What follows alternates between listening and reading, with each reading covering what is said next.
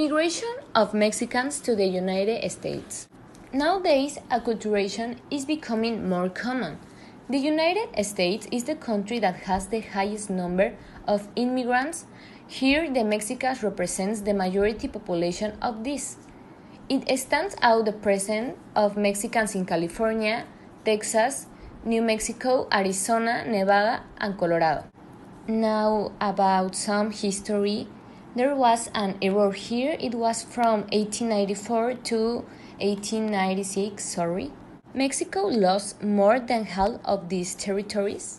Many Mexicans living on these spray-like grounds changed their nationality in order to preserve their property, while others decided to live under the new international border, particularly the citizens of New Mexico. To 1939 to 1945, Americans need people to keep their economy and active, temporarily employing Mexican farmers and Mexican laborers. And in 1994, the economic crisis was a crisis that began in Mexico, which arose from the lack of international reserves, causing the devaluation of the Mexican peso during the early days of Ernesto Zedillo's presidency.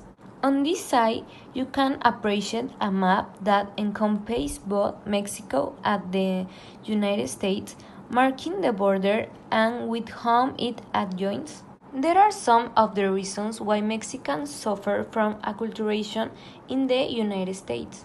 First and perhaps the most important is because of the need to have a sense of identity, also because of the discrimination they suffer, either because of social pressure or the stereotypes that are always marked by the media.